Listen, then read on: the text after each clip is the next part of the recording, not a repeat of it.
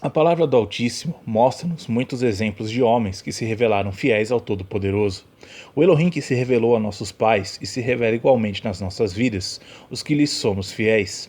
Hoje vamos falar do exemplo da vida de um rei de Judá, Ezequias, o 13º rei de Judá, que ao contrário de seu pai Acabe, buscou andar segundo a vontade do Elohim Todo-Poderoso, e cujas ações nos revelam que se tratava de um homem que colocava o Eterno em primeiro lugar na sua vida.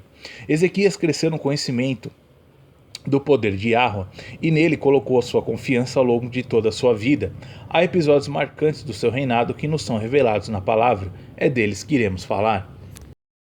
Devido à sua fidelidade, Elohim respondeu sempre favoravelmente às orações deste rei.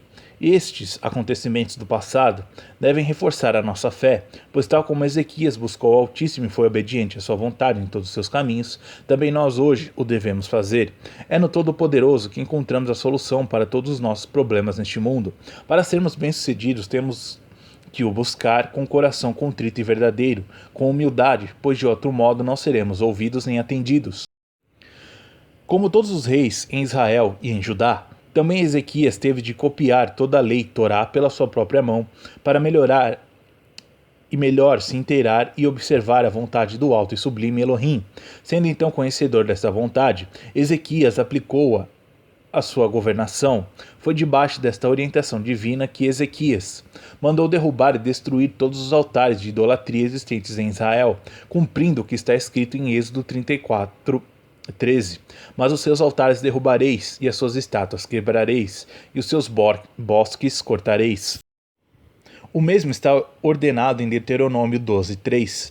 E derrubareis os seus altares, e quebrareis as suas estátuas, e os seus bosques queimareis a fogo, e destruireis as imagens esculpidas dos seus deuses, e apagareis o seu nome daquele lugar. Este foi um dos feitos de Ezequias, agindo conforme a instrução do Elohim Todo-Poderoso. Destruiu os altares dedicados a ídolos pagãos e mandou matar todos os sacerdotes que serviam a esses ídolos, para que esta abominação não levasse o povo a pecar, afastando-se do único Elohim verdadeiro, Yahweh. Foi debaixo da mesma orientação que Ezequias mandou destruir a estátua da serpente de bronze, mandada levantar por Moisés num momento próprio para eliminar uma praga, mas que perdurou e que veio a ser local de adoração, segundo a Reis 18:4. Sim, este rei combateu tudo o que era contrário à Torá do Altíssimo, tendo governado em paz durante 29 anos. Tal como Ezequias, também nós somos chamados a ser fiéis a Yahweh. Só assim poderemos ser ouvidos como este rei o foi, nos momentos de aflição que teve de passar. Como é que Ezequias venceu? Ele venceu pela sua fidelidade, humilhando-se perante o Altíssimo e clamando aquele que tudo pode na vida de qualquer ser humano. Ezequias mandou reparar e purificar o templo de Jerusalém, reintegrando os sacerdotes levitas no seu ministério, assim como restaurou a celebração da Páscoa verdadeira, segundo Crônicas 30:5. Eis também o que nos é confirmado em 2 Crônicas 29:1-5. Tinha Ezequias 25 anos de idade quando começou a reinar, e reinou 29 anos em Jerusalém, e era o nome de sua mãe Abia, filha de Zacarias, e fez o que era reto aos olhos de Yahweh, conforme a tudo quanto fizera Davi seu pai. Ele, no primeiro ano de seu reinado, no primeiro mês, abriu as portas da casa de Elohim, e as reparou, e trouxe os sacerdotes e os levitas, e ajuntou-os na praça oriental, e disse-lhes: Ouvi-me, ó levitas, santificai-vos agora, e santificai a casa de Elohim nosso Deus, e tirai do santuário a imundícia. Por tudo isso, Yahweh derramou anos de paz no reinado de Ezequias, pois o rei exortava o povo a deixar os caminhos do mal e obedecer a Torá. Sim, Ezequias teve um reinado próspero, com as bênçãos do Altíssimo. Mandou erigir redes de abastecimento de água a Jerusalém, sendo uma das suas obras a construção do tanque de Siloé, que significa o enviado. Quando os exércitos assírios, debaixo do comando de Senaqueribe, cercaram a cidade de Jerusalém, depois de já terem conquistado cerca de 46 pequenas cidades do reino de Judá, exigiram que Jerusalém se entregasse sem luta. Mas este rei pagão, arrogante, ousou afrontar o Elohim de Judá, afirmando que nenhum poder terrestre ou celestial podia livrar a cidade da sua mão. O que aconteceu então não foi menor que um grande milagre. Ao afrontar Elohim e ao ver que o rei Ezequias se tinha vestido de saco, e ido ao templo rogar a proteção do Elohim em quem confiava, apresentando-lhe as cartas de afronta que Senaqueribe lhe havia enviado, o Todo-Poderoso respondeu ao rei através do seu profeta Isaías, que tinha sido consultado por enviados do rei. Yahweh prometeu livramento. Ezequias não foi consultar os capitães dos seus homens, pois ele sabia e confiava que as suas forças estavam no Elohim Todo-Poderoso. 2 Reis 18, 29 a 35. Assim diz o rei: não vos engane, Ezequias, porque não vos poderá livrar da sua mão, nem tampouco vos faça Ezequias confiar em Yahweh, dizendo: certamente nos livrará Yahweh, e esta cidade não será entregue na mão do rei da Síria. Não deis ouvidos a Ezequias, porque assim diz o rei da Síria: contratai comigo por presentes, e saí a mim, e coma cada um da sua vide e da sua figueira, e beba cada um a água da sua cisterna, até que eu venha e vos leve para uma terra como a vossa, terra de trigo e de mosto, terra de pão e de vinhas, terra de oliveiras, de azeite e de mel, e assim vivereis e não morrereis. E não deis ouvidos a Ezequias, porque vos incita dizendo: Yahweh nos livrará. Porventura os deuses das nações puderam livrar cada um a sua terra das mãos do rei da Síria, que é feito dos deuses de Amate e de Arpade, que é feito dos deuses de Sefarvim, Ena e Iva. Porventura livraram a Samaria da minha mão? Quais são eles, dentre todos os deuses das terras, que livraram a sua terra da minha mão, para que Yahweh livrasse Jerusalém da minha mão? Sim, os emissários do rei da Síria provocaram ao Elohim de Ezequias, e não ficaram sem resposta. E Isaías transmitiu ao rei a resposta do Altíssimo. 2 Reis 19, 6 a 7. Isaías lhes disse: assim direis a vosso senhor, Ezequias: assim diz Yahweh: não temas as palavras que ouvistes, com as quais os servos do rei da Síria me blasfemaram. Eis que porei nele um espírito, e ele ouvirá um rumor, e voltará para a sua terra. A espada o farei cair na sua terra.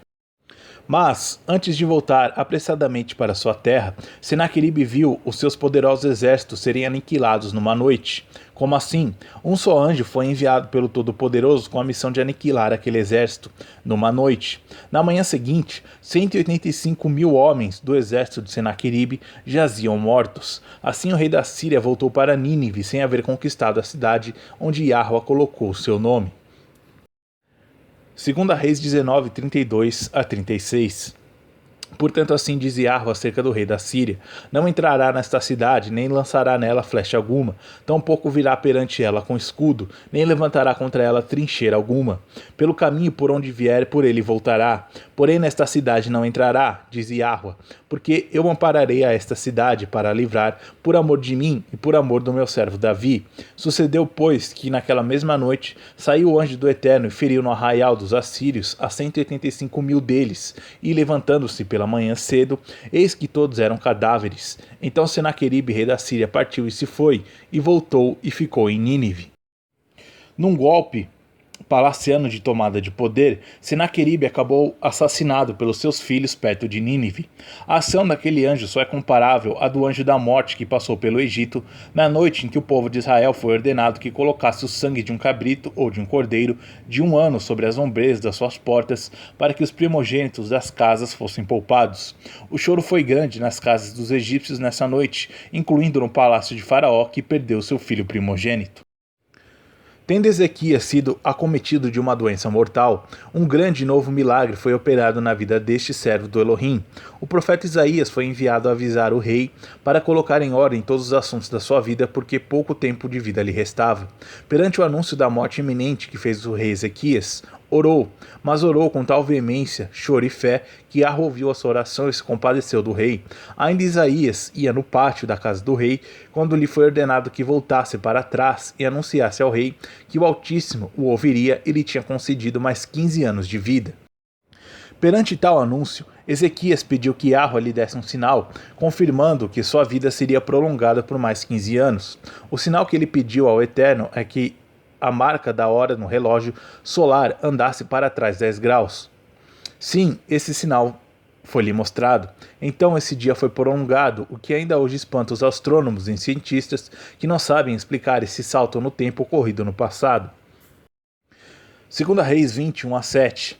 Naqueles dias adoeceu Ezequias mortalmente, e o profeta Isaías, filho de Amós, veio a ele e lhe disse: assim diz Yahweh: Põe em ordem a tua casa, porque morrerás e não viverás. Então virou o rosto para a parede e orou a Yahweh, dizendo: Ah, Yahweh, suplico-te lembrar de que andei diante de ti em verdade, com o coração perfeito, e fiz o que era bom aos teus olhos. E chorou Ezequias muitíssimo. Sucedeu, pois, que não havendo Isaías ainda saído do meio do pátio, veio a ele a palavra de Yahweh, dizendo: Volta e diz a Ezequias, capitão do meu povo: Assim diz Elohim, o Deus de Davi teu pai: Ouvi a tua oração e vi as tuas lágrimas. Eis que eu te sararei. Ao terceiro dia subirá à casa de Yahweh, e acrescentarei aos teus dias 15 anos, e das mãos do rei da Síria te livrarei, a ti e a esta cidade, e ampararei esta cidade por amor de mim e por amor de Davi meu servo. Disse mais Isaías: Tomai uma pasta de figos, e a tomaram e a puseram sobre a chaga, e ele sarou. Como dissemos antes, Ezequias pediu um sinal ao Eterno que se confirmasse as palavras que havia anunciado, e este sinal foi dado. 2 Reis 28 a 11. E Ezequias disse a Isaías: Qual é o sinal que Yahweh me sarará, e de que ao terceiro dia subirei à casa do Eterno? Disse Isaías: Isto te será sinal da parte de Yahweh, de que Yahweh cumprirá a palavra que disse: Adiantar-se-á a sombra 10 graus, ou voltará 10 graus atrás? Então disse Ezequias: É fácil que a sombra decline 10 graus. Não seja assim, mas volte a sombra 10 graus atrás. Então o profeta Isaías clamou a Yahweh e fez voltar a sombra 10 graus, pelos graus que tinha declinado no relógio de sol de Acás. Sim, o Altíssimo mostra-se resplandecente e poderoso em tudo o que a sua palavra pronuncia. Todas as suas promessas são fiéis. Este sinal astronômico, juntamente com aquele que nos é relatado em Josué 10:13, tem baralhado as contas dos cientistas e dos computadores da NASA. Como é que foi possível que estes eventos se dessem sem causar o caos no sistema gravitacional dos planetas da esfera solar devido à paragem da Terra? No entanto, tais acontecimentos ocorreram e o sistema gravitacional não foi perturbado. Por quê? Porque a mão do Elohim Criador tem poder absoluto sobre a obra das suas mãos. Aquilo que parece impossível aos homens é possível ao Elohim Todo-Poderoso, pois tudo lhe pertence e tudo lhe obedece. Também o profeta Ebacuque nos fala dos grandes feitos de Yahweh em Ebacuque 3, 10 a 11. Lembremos que ao rei Ezequias não lhe faltava bom conselho e orientação divina, pois ele foi contemporâneo dos profetas Isaías, Miquéia e Oséias, todos eles servos do Elohim Altíssimo. Mas por si mesmo, desde muito novo, Ezequias revelou-se fiel ao Elohim Yahweh e tudo fez conforme o seu conselho. Por isso, em várias ocasiões, foi favoravelmente ouvido no santo trono de Elohim Todo-Poderoso. Sim, o Eterno atendeu ao clamor de um servo seu, fiel, o rei Ezequias, assim como pode atender aos nossos rogos se lhe formos fiéis. Do mesmo modo que Yahweh se mostrou resplandecente e poderoso na vida do seu povo no passado, também se mostrará resplandecente de novo em breve, quando vier para salvar o seu povo e a sua cidade, Jerusalém, nos dias que estão a chegar, conforme está profetizado em Ezequiel capítulo 38 e 39. O maior erro ou imprudência na vida de Ezequias foi ele ter confiado em 2 falsos emissários vindo da Babilônia, a quem mostrou seus tesouros e os do templo. 2 Reis 20, 12 a 19. Tudo o que nos é narrado nesta passagem veio acontecer anos mais tarde, nos dias em que o rei da Babilônia, Nabucodonosor, sitiou Jerusalém, destruindo-a e levando cativos os seus príncipes e povo, e também os tesouros da casa do rei do templo, cumprindo-se o que o profeta Isaías anunciara a Ezequias. Devemos hoje prestar muita atenção a estes exemplos de vida que nos chegam do passado, pois neles podemos colher muitos ensinamentos para as nossas vidas também. Tal como Ezequias fez ao longo da sua vida, mostrando-se fiel e confiante no Elohim Todo-Poderoso, confiemos também naquele que tem poder para agir nas nossas vidas, assim como agiu na vida deste rei de Judá.